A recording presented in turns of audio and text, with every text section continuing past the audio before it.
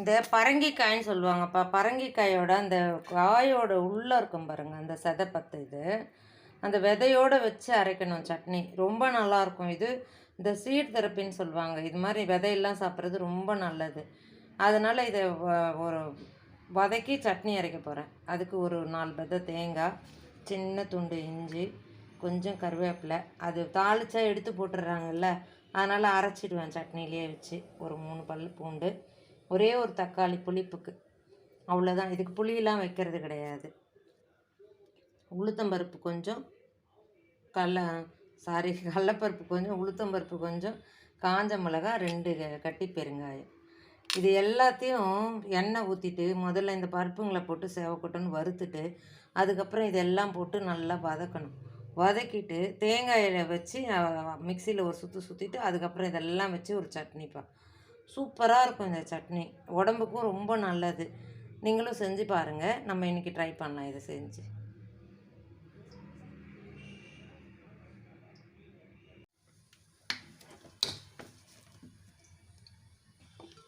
இதை பாருங்கள், சும்மா கொஞ்சோண்டு தான் நல்லெண்ணெய் விட்டேன்.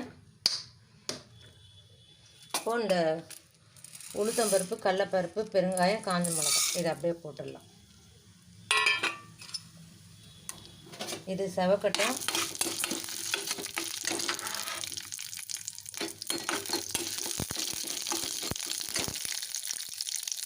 தேங்காயை மட்டும் நான் தனியாக எடுத்து வச்சுக்கிறேன். தேங்காய் வதக்கிறது கிடையாது, அது அப்படியே பச்சையாக அரைச்சிட வேண்டியதுதான். அது செவந்ததும் இதெல்லாம் அப்படியே நம்ம போட்டு வதக்கிடலாம். இதோ செவந்துருச்சு பாருங்கள். பெருங்காயம் பொரிஞ்சிடுச்சு, மிளகா செவந்துருச்சு, பருப்பு எல்லாமே செவந்துருச்சு சூப்பராக. இப்போ இதெல்லாம் அப்படியே நம்ம போட்டுடலாம்பா. அந்த பூசணிக்காய், பூண்டு, இஞ்சி,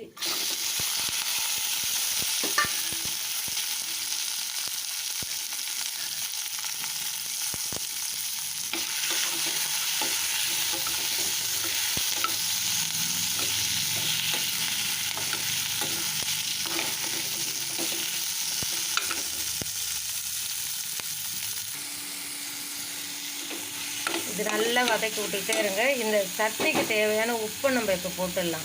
ஒன்றாவே சேர்ந்து இந்த தக்காளியெல்லாம் தண்ணி விட்டு வதங்கும்.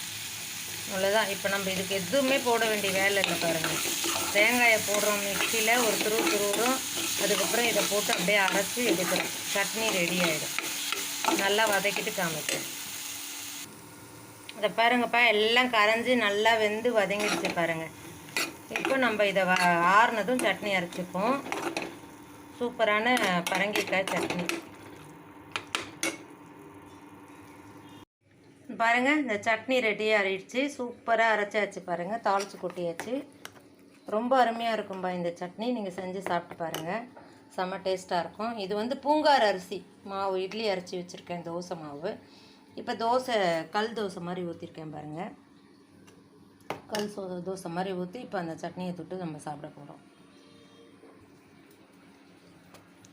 பாருங்கப்பா, சூப்பராக இருக்கும் தோசை பரங்கிக்காய் சட்னி. தோசை பரங்கிக்காய் சட்னி சூப்பராக இருக்கும். சாப்பிட்டு பாருங்கள். வாழ்க வளமுடன்.